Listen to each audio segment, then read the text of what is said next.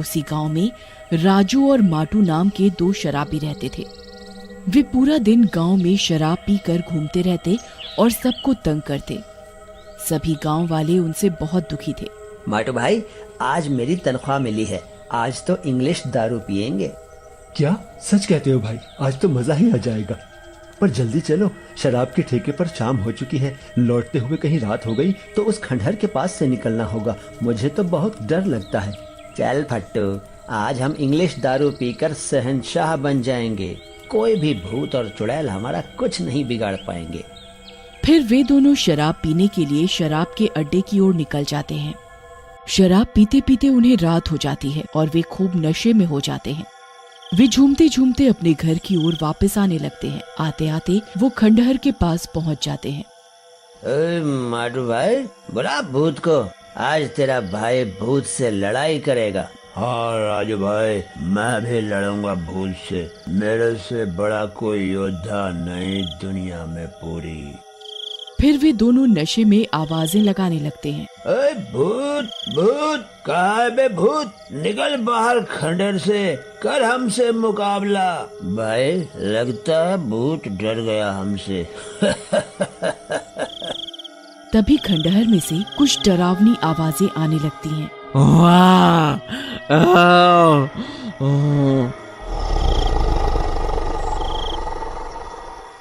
भाई, लगता है भूत हमें अंदर बुला रहा है। चलो जरा इसे पीट कर आएं। वे दोनों खंडहर में घुस जाते हैं। उनके घुसते ही खंडहर में तेज हवाएं चलने लगती हैं और बहुत सारे चूहे यहाँ वहाँ भागने लगते हैं। राजू भाई, यहाँ तो चूहे भरे पड़े हैं। गांव के लोग खामोखा इस खंडहर से डरते हैं। चलो वापस चलते हैं, सबको अपनी बहादुरी का किस्सा सुनाएंगे। फिर जैसे ही वह वापस जाने के लिए पीछे मुड़ते हैं, उनके सामने एक विशालकाय राक्षस खड़ा होता है, जिसका धड़ इंसान जैसा और मुंह चूहे जैसा होता है।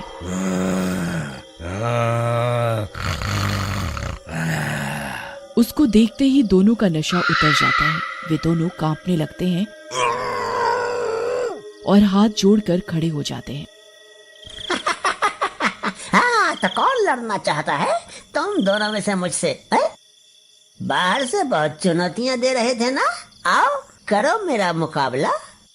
महोदय, मेरे मुंह से निकल गई। ये माटू ही है, मैंने इसके कहने पर ही आपको ललकारा। मैं तो नशे में था, आप तो इतने ताकतवर हैं, भला मेरी कहाँ हिम्मत। ये माटू ही है। आप इसे रख लीजिए और मुझे जाने दीजिए, चूहा राक्षस जी। हरामखोर, मुझे फंसा रहा है। महाराज, ये राजू ही था।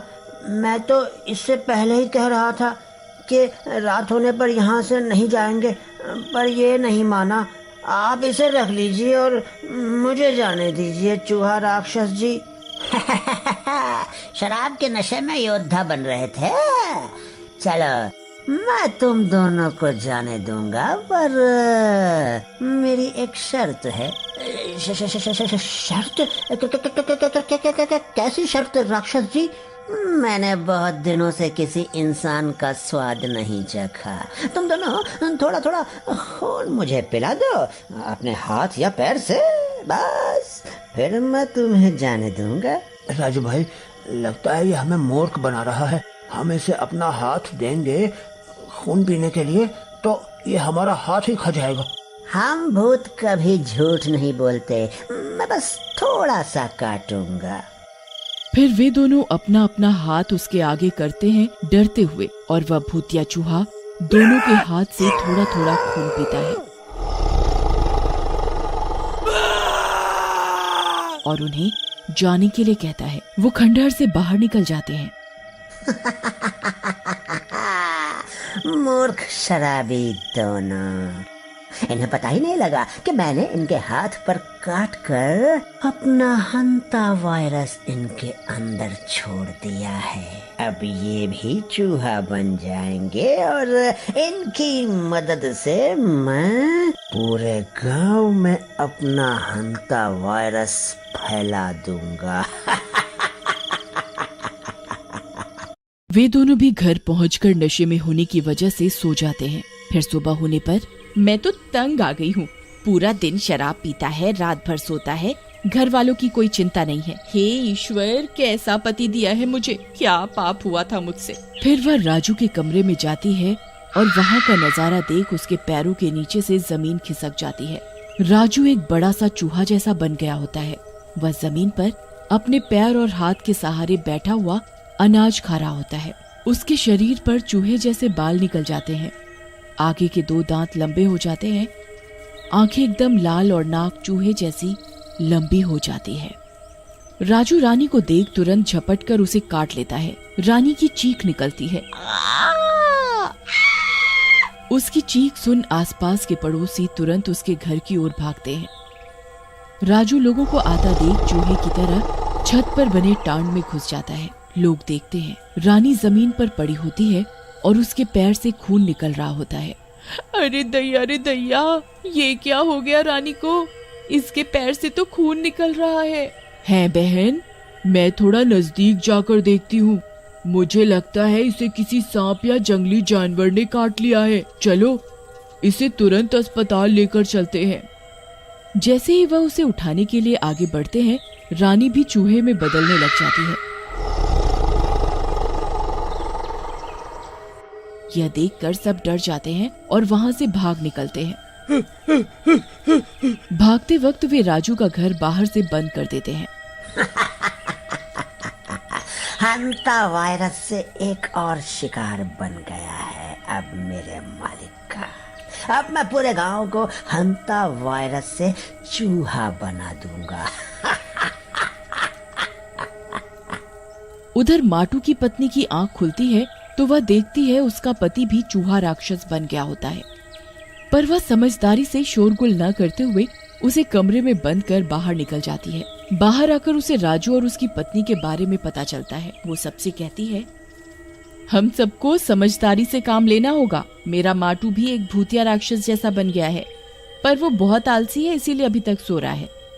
मैंने उसे कमरे में बंद कर दिया है। हम सबको तुरंत गांव के डॉक्टर के पास चलना चाहिए। फिर वे गांव के डॉक्टर के पास जाते हैं। डॉक्टर साहब, अब आप ही कुछ कर सकते हैं, हमारी मदद करिए। डॉक्टर उनकी बात सुनकर तैयार हो जाता है और अपना बैग उठाकर माटू के घर की ओर चल देते हैं। वहाँ पहुँचने पर, जरा देख कर आओ, तुम्हारा राक्षस पति सो रहा है या जाग रहा है? वह खिड़की में से देखती है। वह सो रहा होता है। सो रहे हैं डॉक्टर साहब। ठीक है, कुछ लोग जाओ और उसके हाथ पैर बांध दो। मुझे उसका खून लेना है। उसी की मदद से चेक हो पाएगा कि क्या दिक्कत है। कुछ लोग माटू को बांध देते हैं। तभी अचानक उसकी आंख खुल जाती है। वह भी राजू की तरह भयानक हो गया होता है, पर बंधा होने की वजह से वो कुछ नहीं कर पाता। डॉक्टर उसका खून निकालते हैं इंजेक्शन की मदद से। छोड़ो मुझे इंसानों, छोड़ो, मैं तुम सबको चूहा लोक में ले जाऊंगा।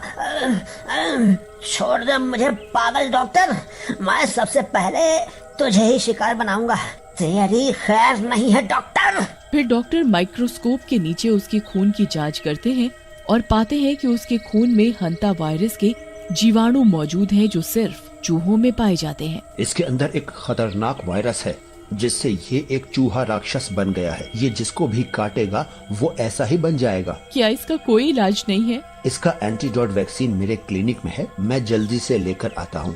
फिर डॉक्टर जल्दी से हंता वायरस का एंटीडोट लेकर आते हैं और माटू को लगाते हैं। थोड़ी देर में वो ठीक हो जाता है। फिर वे राजू के घर जाते हैं और देखते हैं कि राजू और उसकी पत्नी चूहा बनकर टांड पर बैठे हैं। डॉक्टर पहले चूहा बेहोश करने की दवाई कमरे में छिड़क कर उनको बेहोश करते हैं। फिर उन्हें भी एंटीडोट इंजेक्शन लगाते हैं। थोड़ी देर में वे भी ठीक हो जाते हैं। डॉक्टर साहब, आपका शुक्रिया।